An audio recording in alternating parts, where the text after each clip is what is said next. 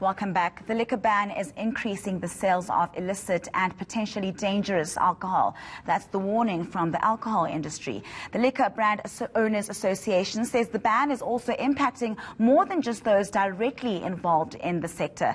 The association's CEO, Kurt Moore, joins us now with more details. Good morning to you, Kurt. Thank you so much for your time. I mean, it is no secret that there are illicit alcohol sales taking place. Illegal alcohol is being sold on the black market. Just how does it affect the industry?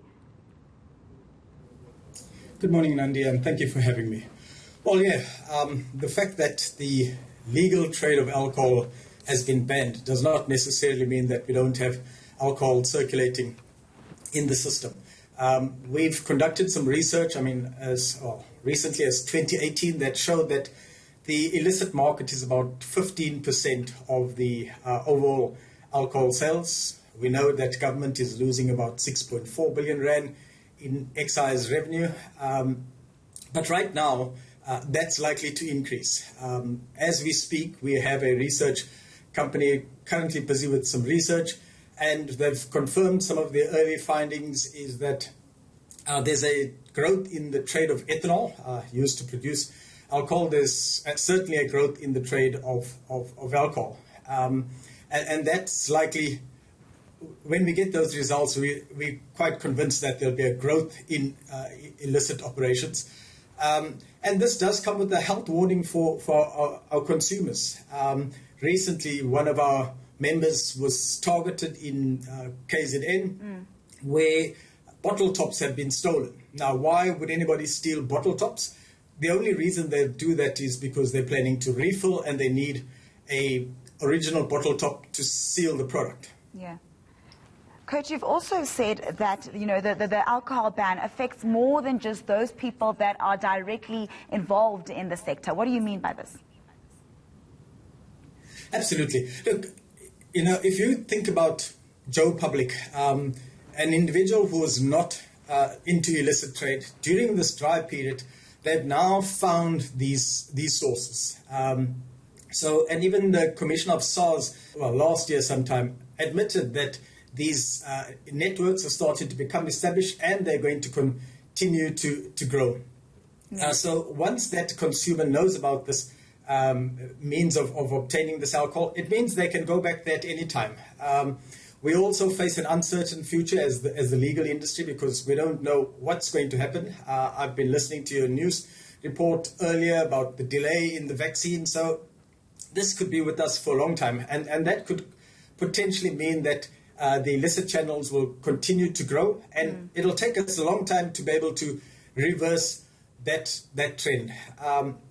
We know of the wine harvest that's coming in now, the latest harvest. Grapes need to be picked.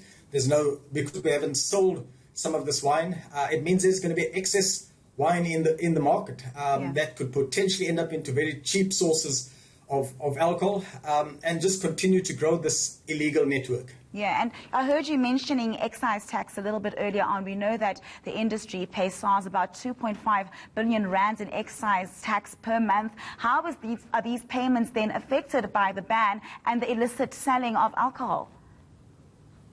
Well, as you know, we've actually applied to government for deferment of our excise tax liabilities. That doesn't mean we won't be paying tax. That means we're asking it to be deferred for about 90 days, precisely because our members are not trading at the moment. There's no income to fund the excise payments. And also our customers who are expected to pay us, even for some deliveries that have been made, can't meet those obligations. So we've asked for a postponement of our tax liabilities. This obviously impacts on the government's ability to purchase the vaccines that we need. Illicit operators by their nature do not pay excise. We're going into a budget period now where there's a clamor from many sectors asking for higher taxes, an increase of excise tax in particular, but that just creates a larger or bigger margin for the illicit operators, and it's likely to continue to fuel the growth of illicit trade. All right, very quickly, Kurt, I am running out of time, but just, as SALBA, I just want to know from you then, what would you suggest a way forward be where livelihoods are protected, but also lives are saved? Absolutely. I think that's a very important balance to strike, and it's a great question. We believe that if government continues with its curfew restrictions and allows the purchase of alcohol from an off-consumption premise, that means you go to your local bottle store, you buy your product, and you go home and consume it at home, that's likely to help to save livelihoods as well as lives. All right, thank you very much, Kurt, for your time. That was Kurt Moore from the South African Liquor Brand Owners Association.